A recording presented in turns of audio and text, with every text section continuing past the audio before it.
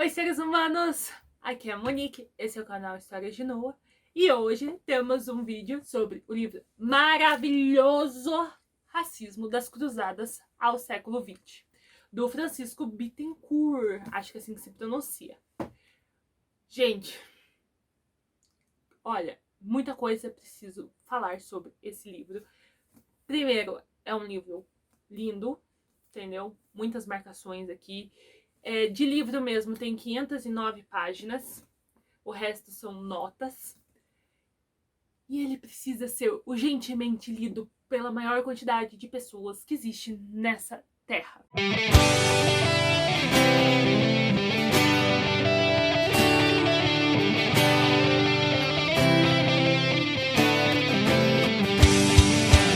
Antes de eu começar a falar desse livro, se inscreva nesse canal, tá?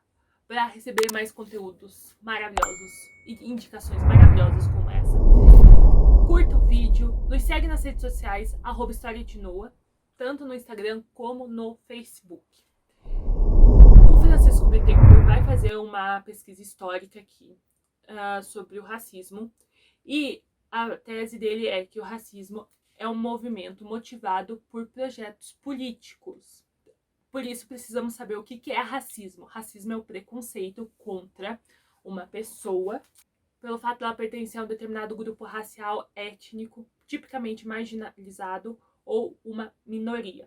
Logo no início do livro, ele vai deixar claro que a principal parte que vai ser analisada vai ser da Europa, não porque essa seja a principal continente, mas porque é onde tem mais documentos, e pensando em cruzadas era onde realmente acontecia. Mas a partir do momento que já se tem documentos sobre os outros continentes, ele vai sim falar especificamente de todos os continentes e da maioria de países desses continentes. O que eu mais gostei desse livro foi isso.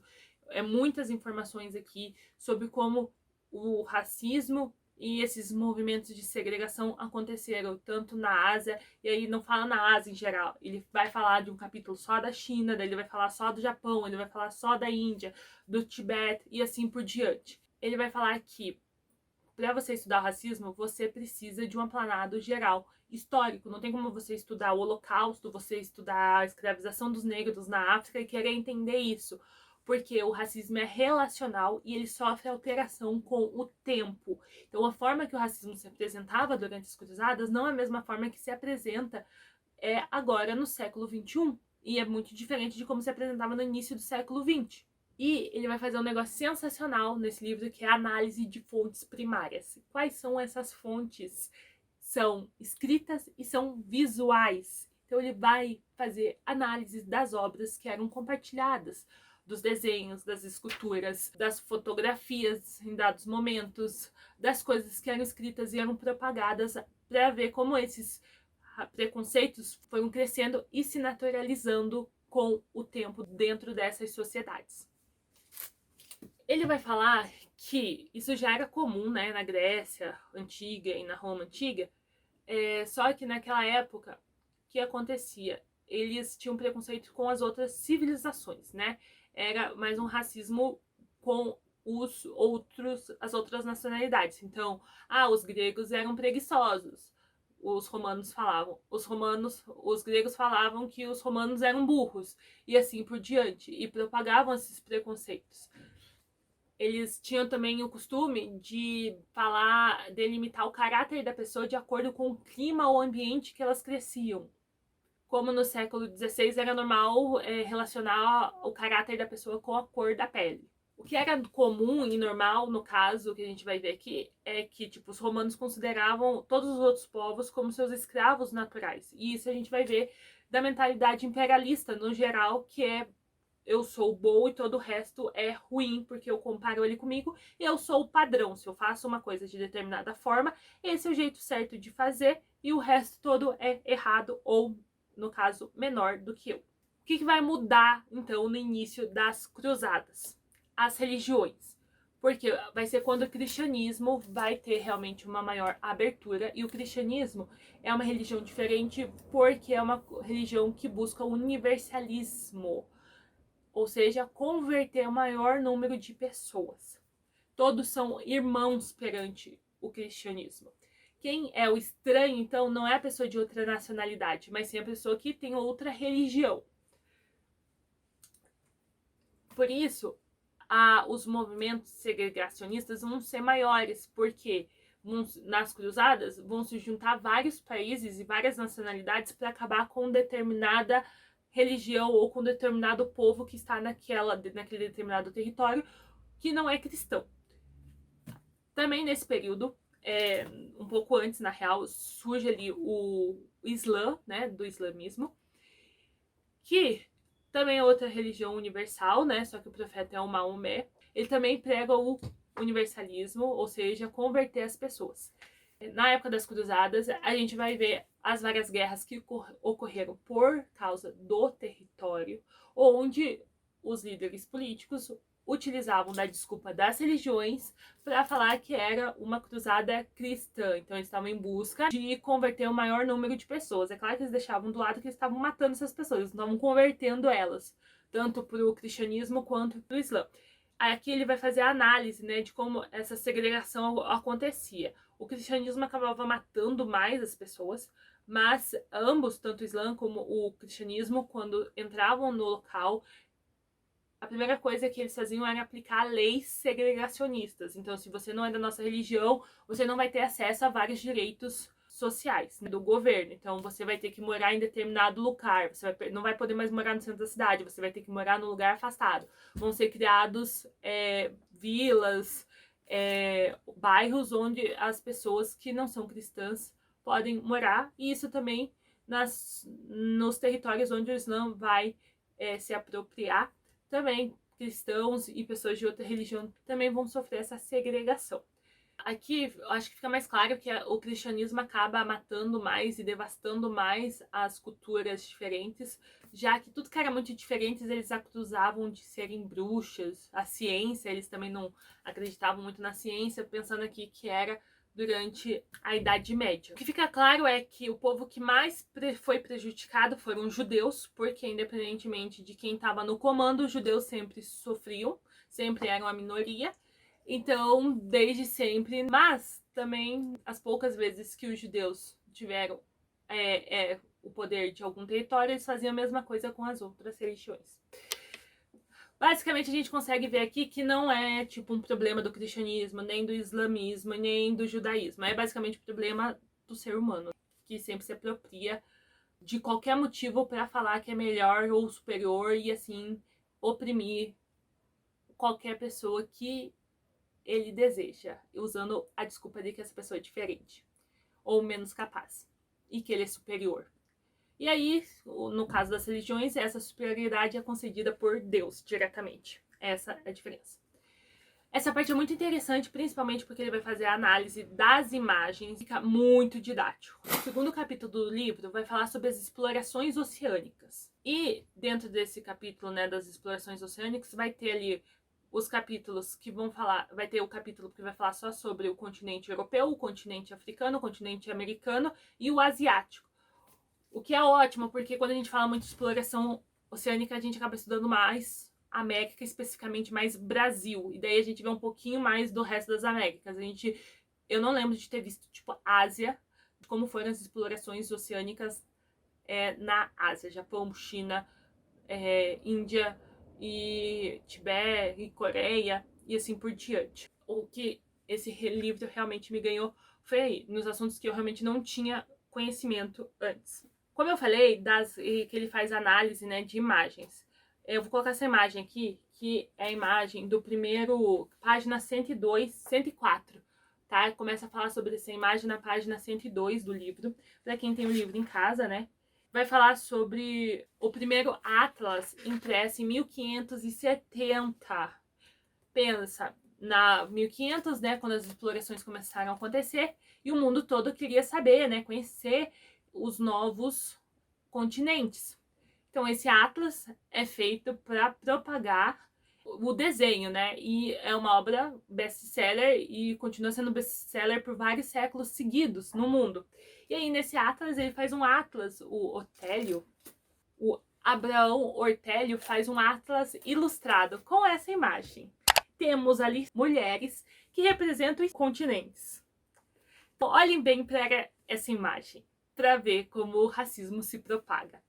Adivinha quem é a pessoinha lá em cima, no topo de tudo, olhando para baixo, não é mesmo? Com 2 globos ao seu lado, um mastro, né, da justiça, uma coroa gigante na cabeça, com um vestido maravilhoso. Quem? Quais dos 4 continentes descobertos na época você acha que é o que tá no topo? Adivinha? Ah, Europa! Nossa, como você é inteligente! A pessoa tá lá, né, lá em cima com o mastro da justiça, representando o que? Sabedoria, justiça, poder, domínio, tudo. Aí logo, bem abaixo, temos ali, né, do lado esquerdo, temos uma mulher com um vestido. Eu não sei se na imagem aparece, mas no livro dá pra ver que o vestido é o que? Transparente, porque dá pra ver o umbiguinho da criatura. Aquele costumeiro sexy sem ser vulgar, bem dessa, ela tá descalço, já não tá com um sapato chique. Ela tá segurando uma taça, olha, meio bebinha, será? Essa representa a Ásia, tá? Na frente dela vai ter a mulher seminua, que no caso só tem uma mantinha tampando o quê? As partes baixas, né? O umbiguinho de fora, os peitinhos de fora, uma touquinha na cabeça, uma carinha meio bronzeada, né? Lembrando os etíopes, representando a África, não é mesmo? Descalça, quase pelada, já não sexy sem ser vulgar, mas só meio vulgar mesmo. Ah, e aí chega a sensacional América lá embaixo, né? A gente já sabe, né? Então a Europa, aí logo depois Ásia, África e lá no fundo está a América. A América completamente nua, com um negócio que parece uma mastro da justiça, mas parece uma vassoura, representando o quê? Justiça pra quê? E a pessoa que tá segurando uma cabecinha ali, ó, de um outro ser humano, talvez, lembrando um pouco do canibalismo, talvez.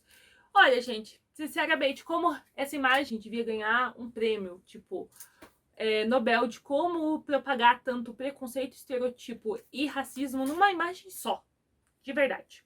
E ele vai fazer aqui nessas páginas, né, a análise dessa imagem, vai analisar todos os elementos que aparecem nessa imagem, e como ele já fez em várias outras que já apareceram antes, né, que aqui já tá na página 102. Pra gente ver como essa imagem é dos 1500 e até hoje a gente ainda tem muito desses preconceitos que foram implantados pelo continente europeu ainda na nossa cabeça. A gente ainda acredita que a Europa é um continente superior, que o padrão ainda é a cultura europeia, que os latinos são sexys, que a África é um pouco selvagem e que a Ásia, eu não diria que a gente pensa muito na Ásia como sensualizane, sabe? Hoje em dia. Mas ainda tem muito o místico, né, da sociedade asiática e dessa cultura super diferente da nossa ocidental. Na parte 3, no capítulo 3, que é sociedades coloniais, aí ele vai falar sobre os preconceitos que surgiram durante as colônias.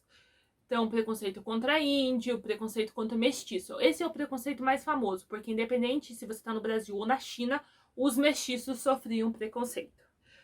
Até porque eles tinham muito contato com o povo branco, que tinha o poder, então eles tinham esse desejo, né, de não ficar se contentando com que o povo que era realmente escravizado, com a opressão. Então eles buscavam não serem oprimidos. Normalmente as leis segregacionistas eram mais fortes para os mestiços, para evitar que eles tentassem algum tipo de levante. Nas sociedades coloniais também vai fazer uma análise de como era diferente as colônias. E não tipo, como os portugueses colonizavam, como os britânicos colonizavam, essas coisas que a gente aprendia na escola. Ele vai falar especificamente qual que é a diferença realmente das colônias portuguesas, mas não entre portugueses e britânicos, mas dentro das próprias colônias portuguesas. Qual foi a diferença política, né, de políticas mesmo, de leis aplicadas para os colonizadores no Brasil, para os colonizadores na Angola, em Moçambique, no Porto Príncipe, Cabo Verde, Guiné-Bissau, na China, principalmente, que tinha colônias portuguesas na China, na Índia. Quais foram as políticas portuguesas aplicadas de colonização dentro dessas colônias? E é legal, porque muitas informações. E aí, do Brasil mesmo, a gente teve uma colonização muito maior de colonizadores vindo para morar no Brasil do que, por exemplo, na Angola ou na Ásia. Isso se devia muito ao fato, principalmente, de que, como a colonização foi muito fácil, muito mais fácil, e o povo, os indígenas, aceitaram, aqui no Brasil especificamente, a gente não tá falando da América inteira, tá? Mas no Brasil teve uma certa aceitação onde, não que os índios brasileiros eram mais domesticados, mas nos países africanos, onde Portugal teve colônias, o índice de morte dos colonizadores era de 50%. E do Brasil, essa porcentagem já era bem menor. Então, se você era um colonizador e você queria ganhar dinheiro numa colônia portuguesa, você iria por um país onde o índice de você voltar de lá era apenas de 50%, você ia para um local onde era apenas 20%. Com certeza, o 20%. E isso aumentou muito no século XVIII, quando foi descoberto o ouro, muito ouro no Brasil. Por isso também que as cidades do Brasil são mais populosas, eram mais populosas na época do que as outras colônias. Pensando em outras colônias nos países da África também, países que tinham o Islã como religião, eram países que eram letrados, já que é uma religião que precisava se ler o Alcorão. E eles não aceitavam ser tão facilmente colonizados e cristianizados. E eles não eram tão bonzinhos, já que, além de você estar escravizando eles, você ainda queria obrigar eles a acreditar em outra religião. Isso fazia com que os países onde tinha religião islâmica na África, a escravização desses países fosse muito mais violenta. Ou seja, dava muito mais trabalho. Então, se você é um país colonizador, onde você vai investir mais? Naquele país que vai dar muito trabalho para colonizar ou naquele que está sendo mais fácil? Por isso que a colonização nas Américas foi feita antes. Então, começa ali em 1500, daí o auge é a partir de 1700. Mas muitos dos países da África só foram realmente começar a ter o interesse das colônias no século 18 e 19. Então foi uma colonização muito mais tarde. Na Ásia também a mesma coisa aconteceu, porque eles não tinham tantas pessoas assim para colonizar em massa esses países. Primeiro eles iam, acabava com o recurso de um local e depois eles mudavam para outro. Mentalidade maravilhosa. Falando sobre diferenças de preconceito mesmo, né? Teve muito menos negros na América Latina, principalmente porque eles usavam mais índios. O racismo com negros foi mais fraco do que no Brasil. E na América do Norte, né, Estados Unidos principalmente, eles sempre foram bem segregacionistas de delimitar locais para pessoas negras, delimitar locais para os nativos americanos e determinar locais para as pessoas brancas. Nova York, que apesar de ser Estados Unidos, era uma colônia da Holanda inicialmente, foi uma cidade que eles fizeram um muro em volta para não permitir a entrada dos nativos americanos. Se você pensar que no Brasil, apesar de Portugal não ter feito isso na África e nem na Ásia, a colônia Portugal incentivou o casamento miscigenado no Brasil. Não incentivou na África e nem na Ásia, mas no Brasil incentivou. Já as colônias britânicas já tinham políticas de não incentivar nunca os casamentos miscigenados. A colônia espanhola até incentivava um pouco.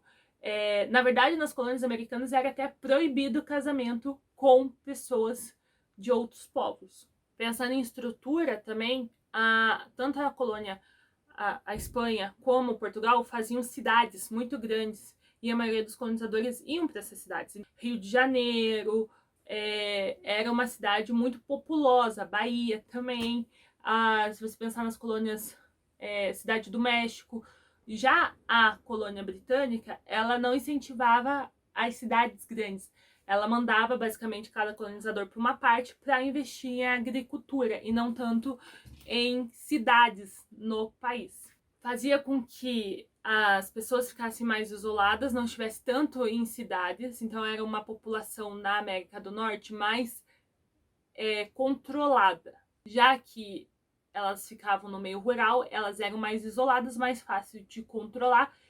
As revoltas também de escravos eram menores e o preconceito era maior, porque ao contrário de uma cidade no Rio de Janeiro que você convivia com os escravos na rua, que eles estavam vendendo algo para você, comercializando algo e prestando serviços, na América do Norte eles ficavam mais nesse ambiente rural mesmo. na lavoura e não tinham tanto contato com a casa grande. É também na parte 3 que vai falar do período abolicionista, de como aconteceu a abolição.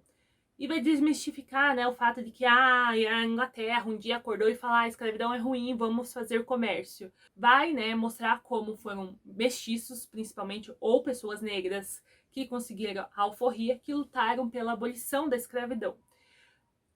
O primeiro mais famoso, que era um ex-escravo, que era Equino, um ex-escravo da Inglaterra. Ele conseguiu trabalhar e pagar a sua alforria. E aí ele, por ser alfabetizado, conseguiu escrever um livro contando as mazelas e os sofrimentos e a opressão que ele sofreu quando era escravo.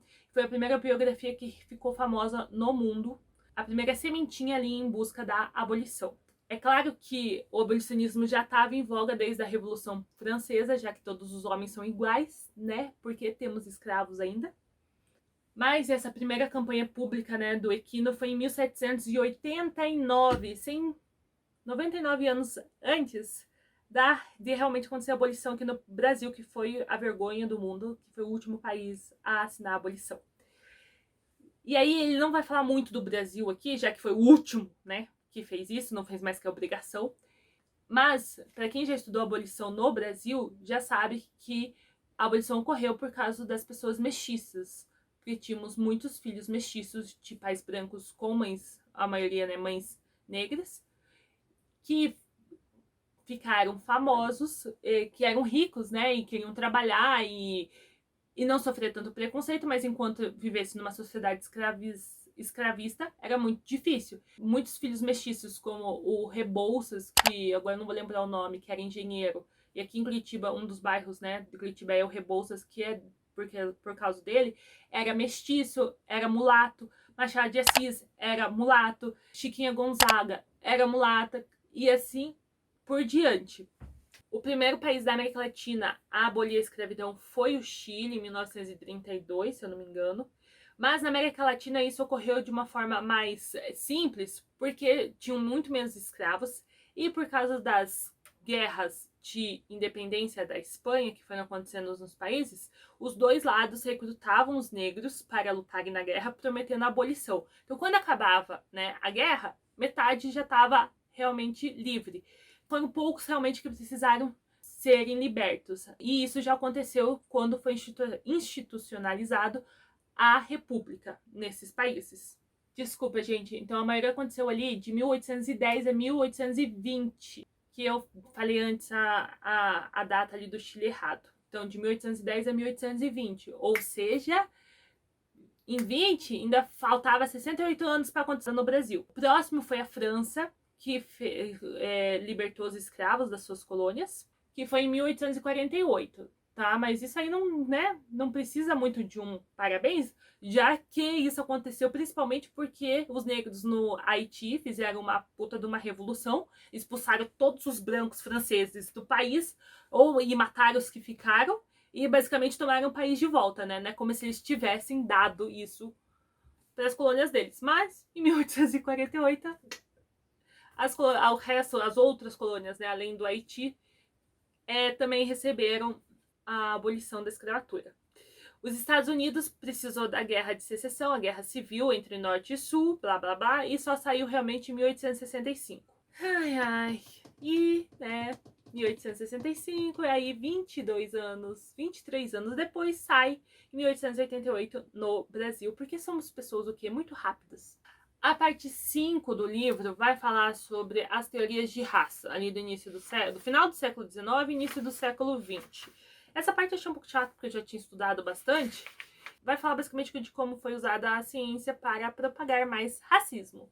O último capítulo também, que eu acho que daí voltou a ser mais interessante, acho que foi o que eu mais gostei. Não, mentira, eu gostei de todos, na verdade. Menos o quarto, que é da teoria da raça, todos os restos eu gostei. Mas o quinto, ele vai falar do nacionalismo e mais além, que vai pegar o impacto ali depois da abolição, porque a abolição aconteceu, mas o racismo contra negros não acabou. E aí vai falar de todas as lutas e genocídios e mortes que aconteceram depois disso. Pegando ali Primeira Guerra Mundial, Segunda Guerra Mundial e até o finalzinho ali do século XX. Ou seja, vai falar de todas essas discriminações e segregações do século XX, pegando também os outros continentes. Aqui o que mais me interessou foi o armênio, que eu não conhecia muito, que foi ali entre gregos e turcos, o de Ruanda, que eu tinha estudado pouco, o apartheid na África do Sul e essa segregação que acontece ali nos países asiáticos, que funciona, que pelas dinastias terem nomes muito diferentes, né? E a gente não tem muito contato, também foi muito interessante entrar em contato com esses racismos que acontecem nesses países que também funcionam de uma forma um pouco diferente. Quer dizer, no final a base é a mesma, né, gente? Mas foi bom pra gente entender que que também é uma tese do livro, que o racismo não é algo próprio do Ocidente. Ele acontece no mundo todo e é propagado por projetos políticos. Gente, eu não sei se eu já falei, mas eu li em 7 dias esse livro. Assim, eu li umas 70 páginas, 80 páginas por dia. Flui muito, o assunto é muito interessante. Leiam, o livro é lindo e vale muito a pena, tá bom? Esse foi o vídeo de hoje, espero que vocês tenham gostado e até a próxima. Tchau!